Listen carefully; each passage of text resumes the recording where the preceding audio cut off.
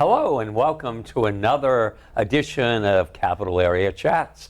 I'm your host, Paul Brogan, and we're about all things in the greater Concord region, the people, places, and things that make our vibrant community a great place to live, to work, and to play.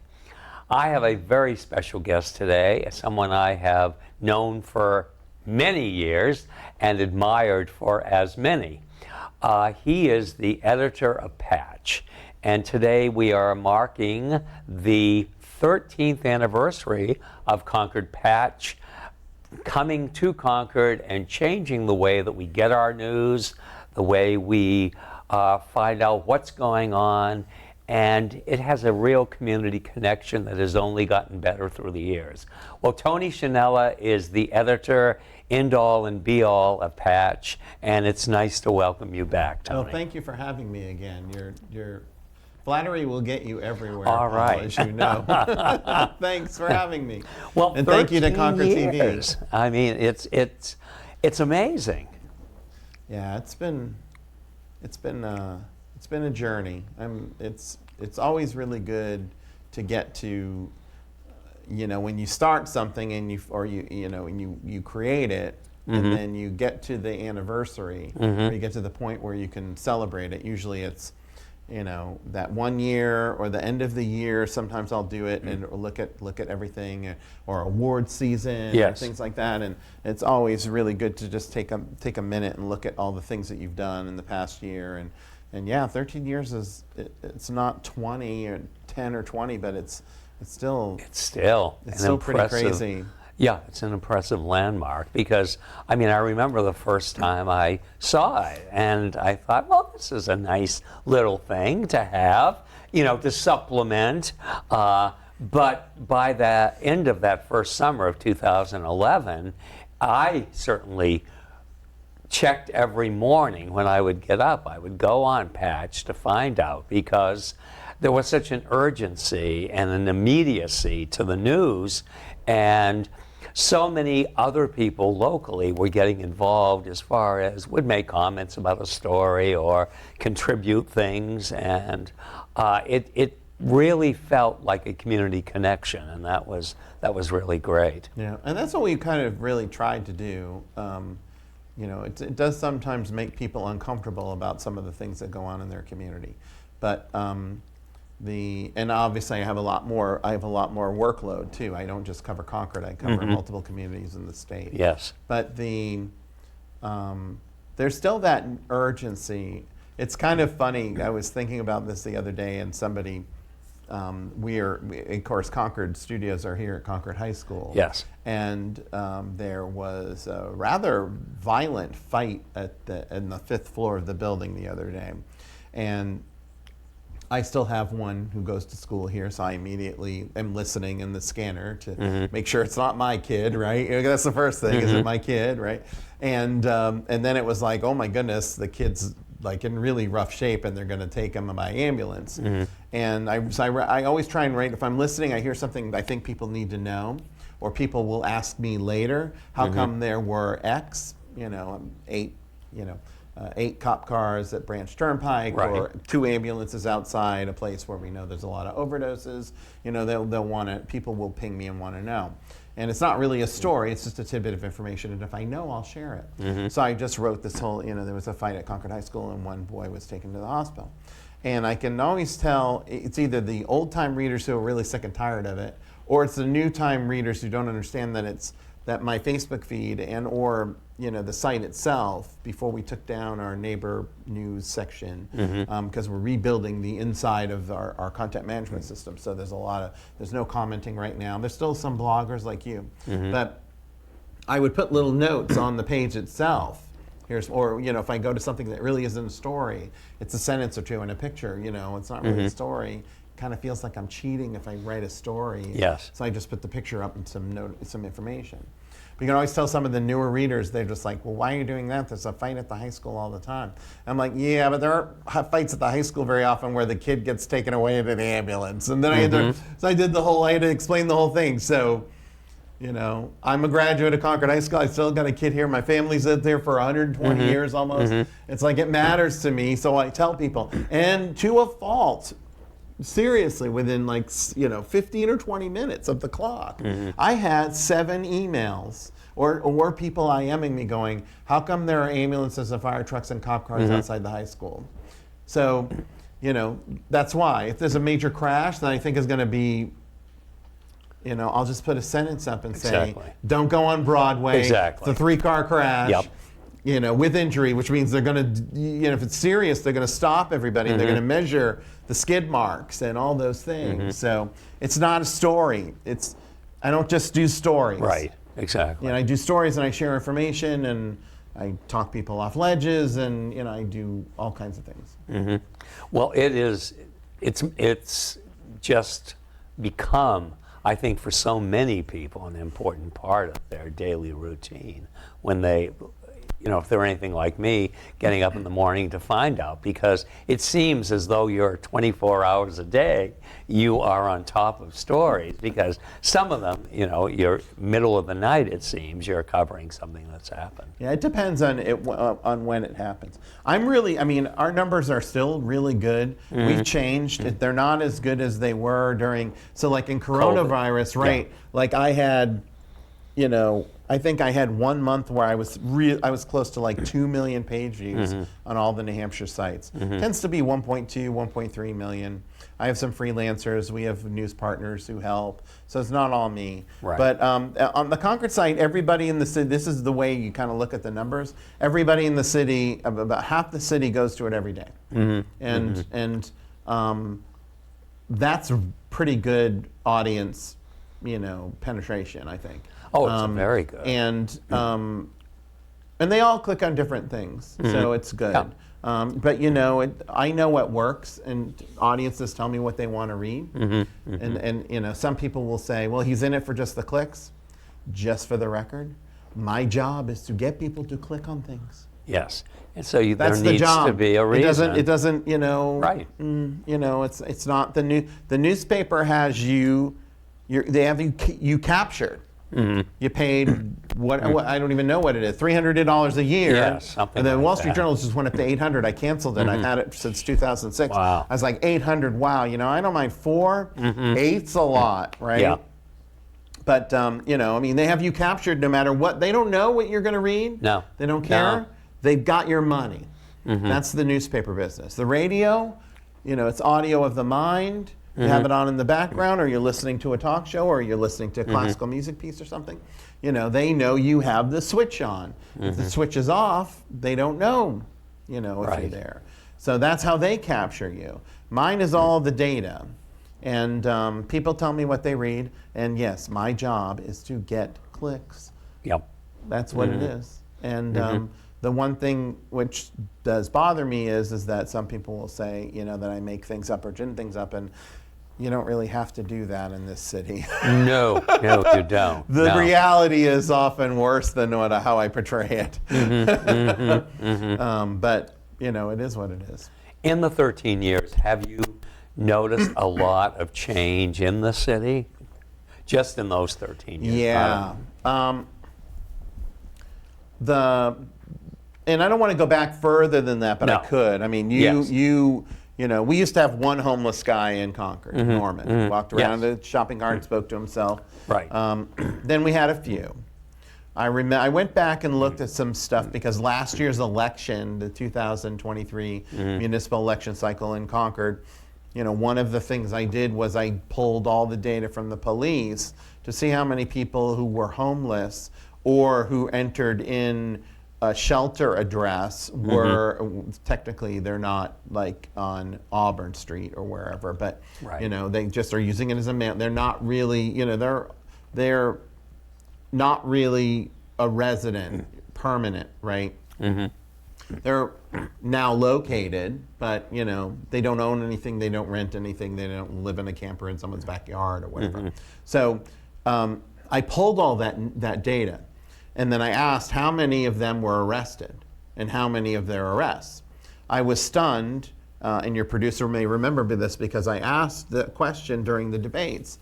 What are we going to do about the homeless crime problem? It's currently about 20% of all arrests in the city of Concord are someone who's homeless. I mean, that's massive. Yes, it is. Well, guess what? We're now up to over 30. It's about 33% of arrests for 2023. I mean, went up to around 400 and change to 700 and change, and arrests went down year over year from 22 to 23. I think it's about 200. I haven't sat down and just looked at. I just did a quick. I really got to break it all out.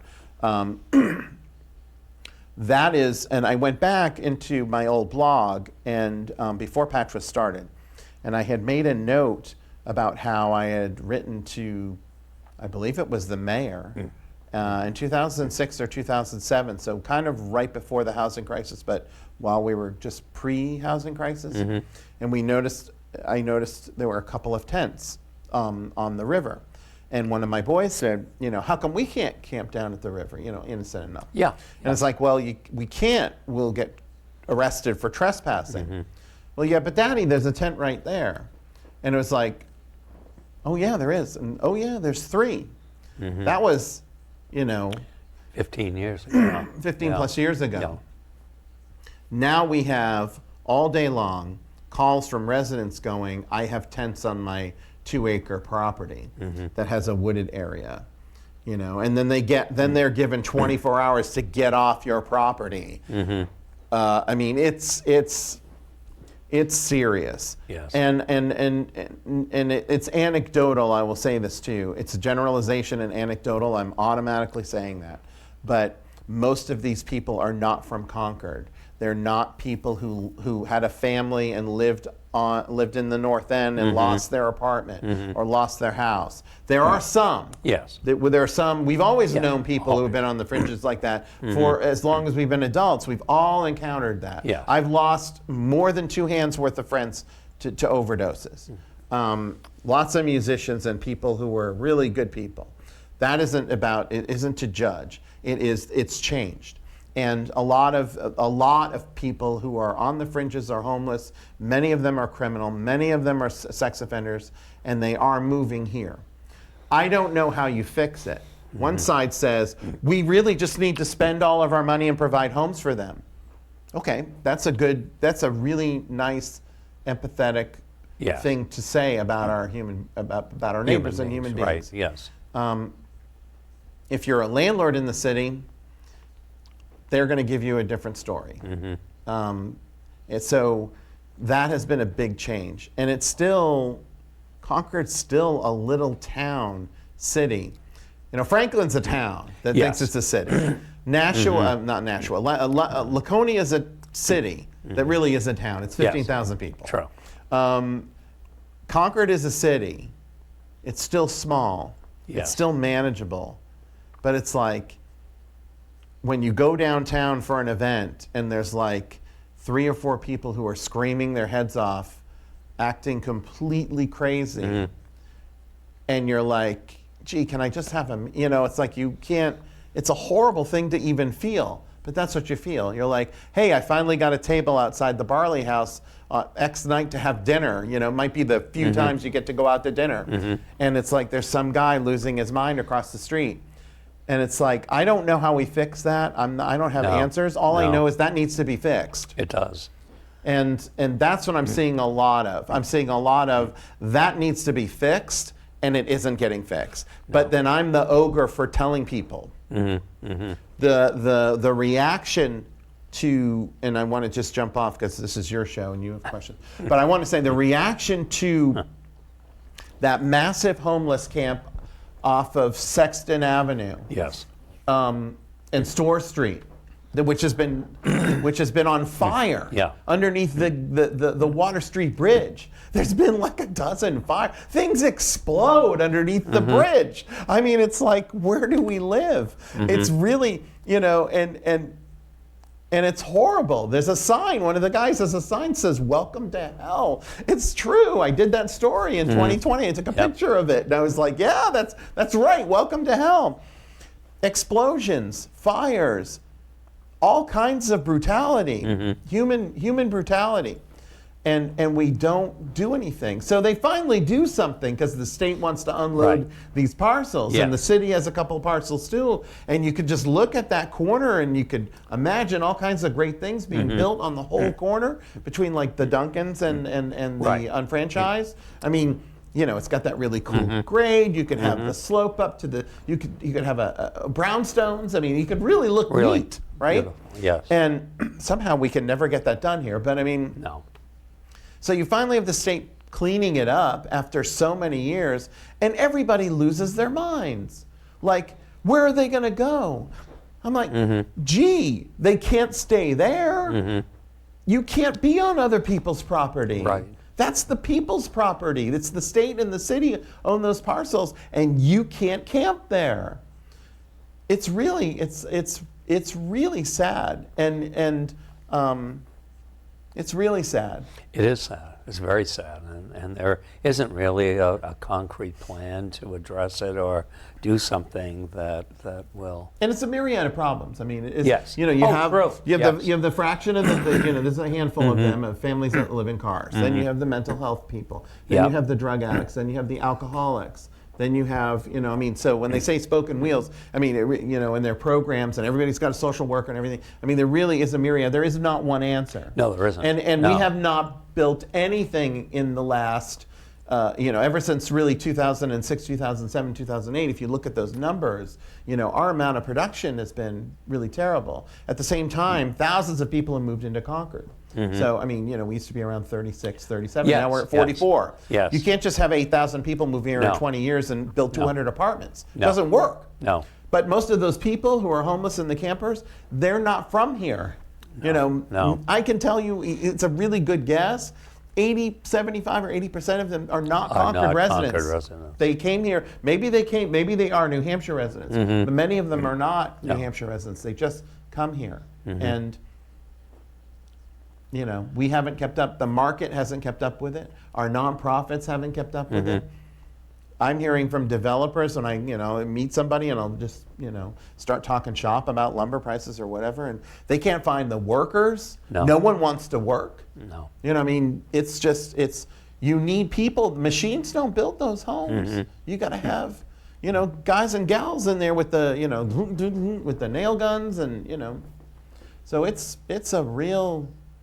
And I don't think too we've got the city's been working. There's only so much the city can do.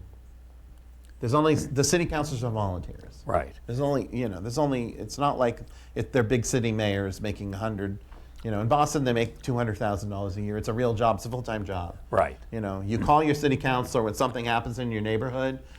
I had city councilors on the phone and I was a nobody. Yeah, somebody just got shot outside my house on Dell Ave in Mission Hill. No, we'll put patrol. Well, Tony, we're going to take care of patrols, right? We know you're watching your neighborhood, so you're letting me know, and I'm going to tell the police to do some patrols. The city councilors are volunteers, but we have thousands of apartments that are going to be built in the next 8 years. Still not going to be enough. No. And it really is not. And so without the market, the prices have all gone up. I think when I first moved back to Concord, that was around 22 or so years ago, and I think you could get one of the kind of dumpier 2 bedrooms on the Heights for around $600 or $800. And I remember you used to be able to get the fancy places in Manchester because at one point my wife and I had discussed, do we want to live in the, because when you jump from Boston to Concord, it's like. It's a radical shock to the system. I knew when I could get when I first went into Brueggemann's and got a real bagel. I was like, okay, I can live here now. That was you always had thumbs, so you always had your bar. But it was when I could get a real bagel, I knew I would be okay moving back home. I wouldn't drive myself crazy. I can get a real bagel. And especially when you live next to the S&S Deli in Cambridge, right? And you're having real food. It's like okay, I can get a real bagel. But in all seriousness. There were some apartments and there were some really nice apartments in Manchester for $800. Yes. That high rise there by the Armory was $800 for a 2-bedroom or a 1-bedroom, I think, and you had the whole city skyline. Yes. I mean, that was not that long ago. Those are $3,000 now. I mean, no one got, and no one is making 300 times more than they were making 20 years ago. No way. And yet the cost of that really nice apartment in X city is 300 times what it was or more than it was 20 years ago. So it's a big problem, even if you're not a drug addict, an Exactly. alcoholic, mental health, a sex offender, or a family living in a car. In a car. It's a big issue, even if you don't have any of those problems. So it's a really good time to be in the news business, because there's a lot of stuff going on. To report, and it just. Yeah, I mean, it's what you've said is so important, and I know too many people who just don't want to admit it's actually going on, and just hide it under the rug and the reality of what's really happening, because it doesn't go with their image of Concord or the way that it was. I've had older people say to me, well, we need to reopen the state hospital. We had 2,000 people living there 50 years ago or something, and we'll just put them all in there and everything will be fine. And I think this was a person in their 70s, and I thought to myself, you don't mean that, really. You're just being, making a comment. Well, there were many people there. They're building another wing to the state hospital. Yes, yes. And there were a lot of people who live in that immediate area on Clinton Street who didn't want it. And I was kind of like, Yes. I put some notices up, and I wasn't going to cover the hearing. I mean, those things, when they get to that point, are kind of a done deal. And I've got so many things to write about. But we did put up some notices and tell people here are the meetings, so you can go and you can say something. But it's right next to the state hospital that already exists.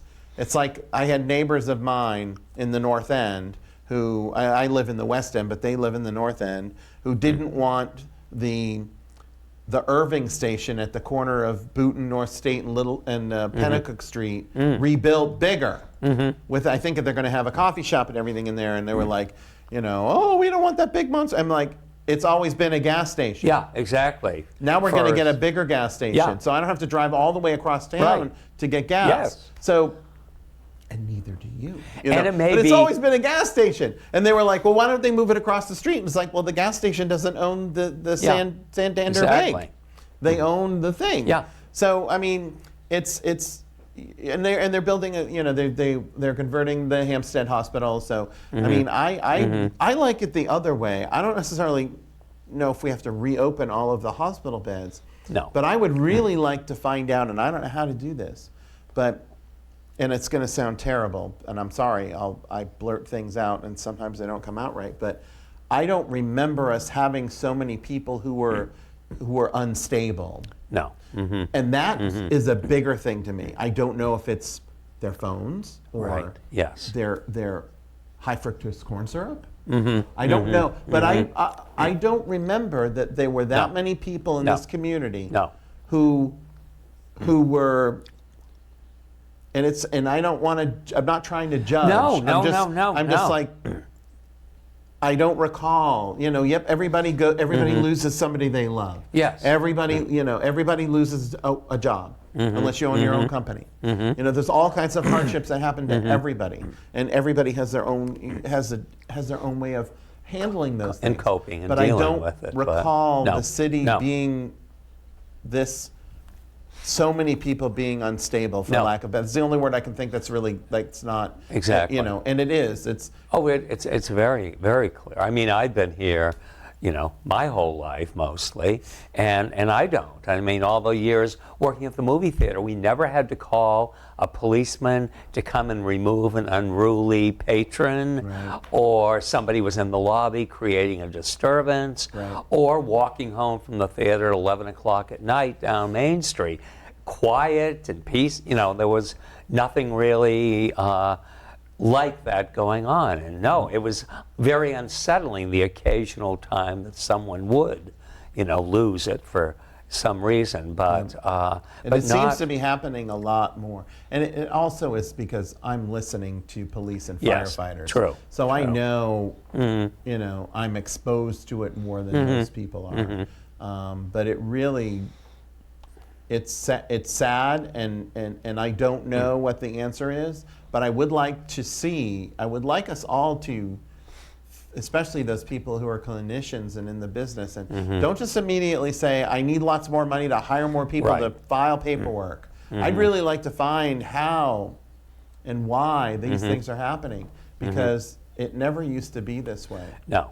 And it's not like our population quadrupled in the last 30 or 40 years since this has been. I mean, it's gone up from the 30,000 it was for decades. Yeah. And it has, but the mental health of people has taken a stunning, shocking turn. And I don't know whether it's because people may have been more connected before they had the media and phones and all of that the way they do, so people could turn to someone who wasn't distracted because they were doing something else, and somebody was more aware that someone in the house was having a problem because they didn't come home and immediately sit down at the computer or something. So, and I think too, there are de-stressing mechanisms. I mean, and they do work. This isn't all just about like putting people on medication. In fact, you don't want to be on some of those medications because they make it worse. Side effects. Anybody who watches an ad on TV and sees the disclaimers, sees the list of things it's that like, and may give you lymphoma. I'm like, boy, that's killed a lot of people I know. I think I'll deal with the itchy skin, right? Exactly. I mean, it's like, so I mean, that isn't necessarily the answer. But diet and exercise, going outside, all those things are really good. White's Park or something. There's plenty every of day. things to do in the city that are good. Yes, there are. And I think that those, but I don't know how you get that data. I don't know if you do a poll or if it's sampling, but I know it's different, and I know it's lots of people go through all kinds of things that they can't handle, but it just seems extraordinary. It is. No, it's very unsettling because I see it everywhere I go, much more than ever imagined. And again, I worked in a job where I saw hundreds of people in the course of a week, and it was just even a movie like One Flew Over the Cuckoo's Nest, you had people shouting and yelling and applauding, but no one acting out or anything like that. And I don't know, Riverbend has grown and grown and grown, but it just seems like the need, there's not enough resources to address the needs or to figure out exactly what has to be done. And I would like to see, and I don't know if it's Riverbend or I don't know X whatever, but I'd like to see some studies done. That's just me being a data person. Yes. Because I rattled off 5 scenarios where a person could be homeless. Yes. But you don't know. But there could be 25 reasons for each of those 5, and subset those out.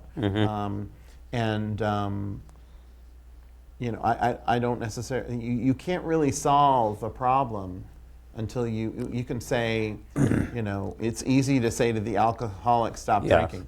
But there's 18 different programs on how you can do that. The key is you still have to have the free will. You still have to have that first step that the person takes to no longer drink. A determination. And you can go, well, I have an addiction. It's like, well, yep. So if you use that, and you're going to say that's the reason why you don't take the first step, then you never take the first step. Exactly. And I think that's, and I hate the personal responsibility because there's a myriad of factors in that, but I do know that each one of those 5 has a bunch of different things that shoot off of each 5, and that's something that we need to. I think that overall, not just as a society, or as a city, it isn't just us; it's everywhere.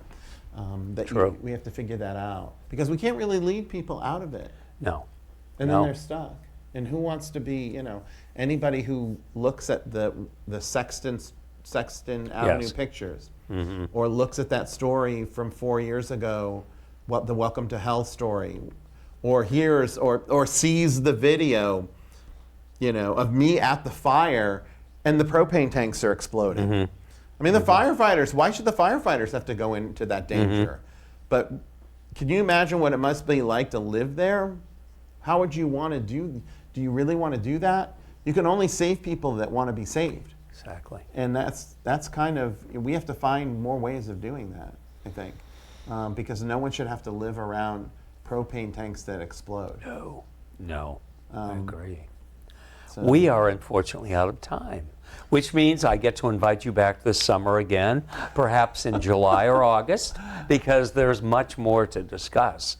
But very briefly, I mean, this has been a compelling discussion, and I will certainly... You decided to ask the question, what's changed? Okay. Well, I love that you provided the answers, and I think you've given people watching the show reason to do some serious thinking too, because you certainly presented it in the same way that Patch presented it. Well, and if I can say in 30 Yes. seconds or so, I mean, that's the motivation. The motivation is really, truly to give people information. The key is you have the information, you decide. Everybody has an opinion about how to solve any type of thing. You know, there are simple things like, how do we fill the pothole? Oh, well, we get the guy and the gal who run the tar truck to go and fill it in, right? We know what that is. But we can't really solve any problems until we know what they are. Exactly. And that's what we try to do. And I have a lot of freelancers who help me. I can't do everything, but you know, we want to be able to get out there and provide people with honest, frank information of what's going on. If you don't want to know, you don't have to read it. And if you do, great, I'm here. Well, congratulations on 13 years of Patch. Thank you so much, Paul. And thank you for all your are- contributions. Well, And I want to thank Concord TV too, and just Yes. for the record, because we did a marathon year last year, election season. It was totally out of hand. I think we got it was like 15 debates or something. We got all but one. And it was a jolly great time, but it was also really great that I was able to get so many people in here, in this room, to talk about why they wanted to hold these positions. And we're all should be grateful not only for your contributions to our city's history, but also to the Cable Access Center for And they're fortunate. bringing This- information to us too. Concord TV is amazing. They really are. Well, thank you, Tony Schinella. You are a treasure and an important part of my life, and I thank you for that. Thank you, Paul. Thank you so And much. thank you to everyone who watches the show. I appreciate it, and thank you to Matt, my indispensable producer and cameraman. And we'll be back with another edition soon, and I plan to invite Tony back later this summer because I think there's still much to be discussed. So on behalf of everyone here at Capital Area Chats, thank you very much, and I'll see you again soon.